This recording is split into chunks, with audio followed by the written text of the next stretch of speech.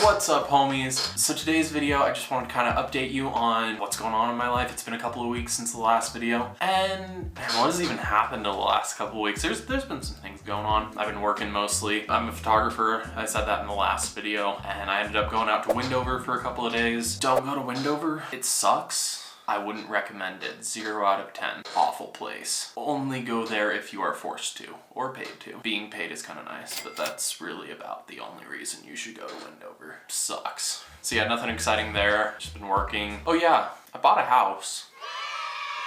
Yep, so the Montana property that I had talked about in the last video closed. I can honestly write a book about that whole property. It was a lot. There was just so many things left and right that went wrong that were just unexpected and weird things. The mentors that I work with, I was talking to them about this property, and there was something so weird that in their 20 years of investing, they had never seen this before. And I had it happen in my first year of investing, so I mean, that's pretty cool. But let's just jump right into it, and I'll let you know kind of what happened with the closing. So first things first, I actually, a couple of weeks ago, did the biggest wire transfer of my entire life. This thing was massive. A few years back, I worked at a retail department store, and this wire was more than what I made in a year there. So we'll put it that way. I don't want to really give out exact numbers, but it was a fair amount. So everything went great with that wire. It went through to escrow. Then things started getting a little bit rocky. So that happened on Thursday that I sent that wire. The following Monday, we were supposed to sign. Everything was supposed to fund from the lender, and then the seller would be happy. We'd have the property.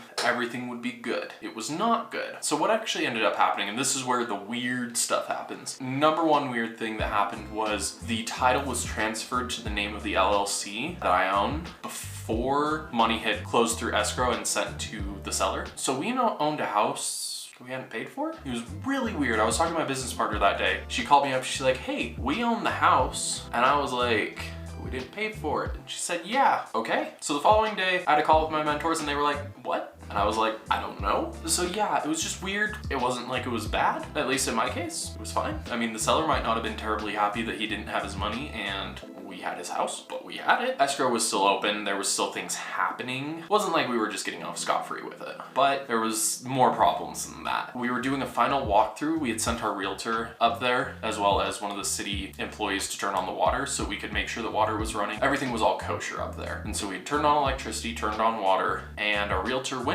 and turned on a tap, and there was no water. And she turned it off and on, and she went outside, talked to the city water guy, and he said, yeah, the water's on, you should be good. So she went inside, turned the tap on and off, and then there was no water, which is concerning for many reasons, especially since a couple months ago when this process started, this really long process, our inspector was in there, didn't say a single thing about water not working. A few months ago, there was also somebody living there, no issues with water. So what happened? Well, they went down into the crawl space underneath the house and they noticed some water pooling, and then the city water guy kind of crawled up to where the water main comes into the house, and he noticed that the equipment had been tampered with and changed. And it wasn't a cheap piece of equipment. I don't know the name of it or anything, but it's apparently what the city uses to meter how much water there is and charge accordingly. Well, problem with it, the seller was a little bit scummy in this regard and had bypassed that and then gave his tenants free water, which I'm sure they appreciated for the time that they lived there. But he had tampered with this and then tried to fix it after our inspection, and he fixed it wrong. And it was gonna cost about $1,000 to $2,000 to fix it. And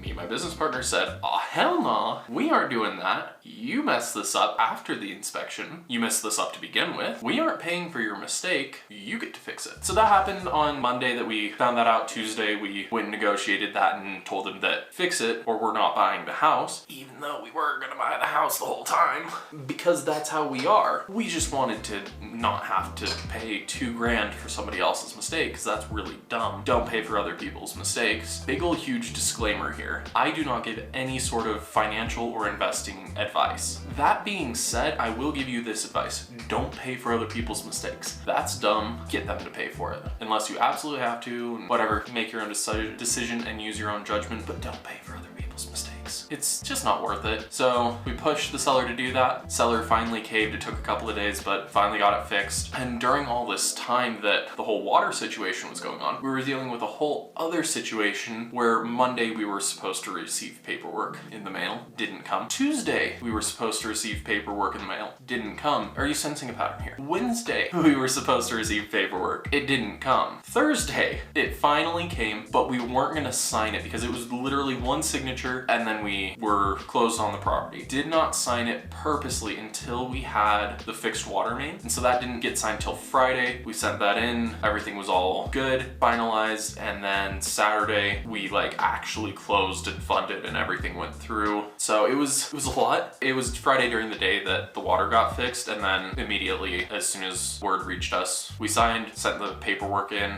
and then it arrived Saturday at close. So it was quite a bit. I think I missed something in there somewhere because it was just one thing right after another going on. And so real estate, it's kind of a bit of a, oh, how can I put this non-explicitly?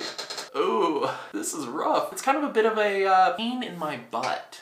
Is that kosher? I think that's kosher for YouTube. Anyways, I definitely missed somewhere in there I missed some point of what happened because there were so many things just one right after another, so many problems. But then as soon as Monday rolled around, I was able to get a hold of the contractor, get a quick little introduction in, and start working. We got measurements and stuff. He's starting to order stuff right now, and hopefully he can start demo this next upcoming week. So we're gonna see how that goes. I'm more in charge of the contractor side of things and everything after the acquisition. My business partner was everything before. So she actually found the property, got it under contract, put this whole deal together, and I'm kind of picking up from this point on. And so that's kind of how we decided to structure our partnership, but every partnership is different. Some other partnerships that I've seen or been part of, just depending on who's in it, is one person will pretty much do all the work and then the other person will just kind of check in a little bit, but they're funding it, or the one partner is in charge of like half the responsibilities through the whole timeline of everything, and the other partner is in charge of half the responsibilities the rest of the time. There's variations on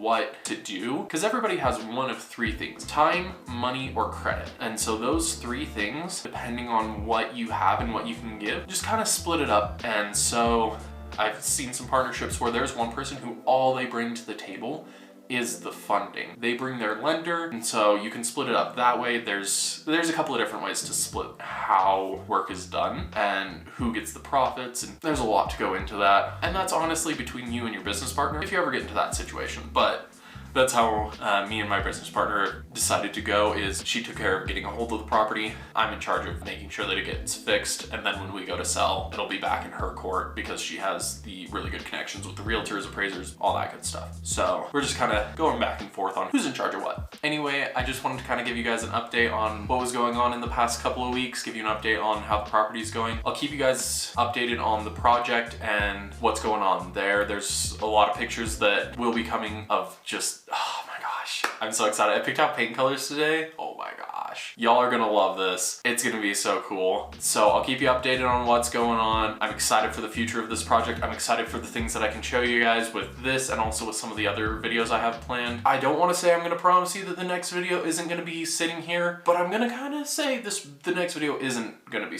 me sitting here. Is that fair? Okay, cool. So yeah, I'll keep you guys updated. Thank you so much for watching, and I'll see you next time.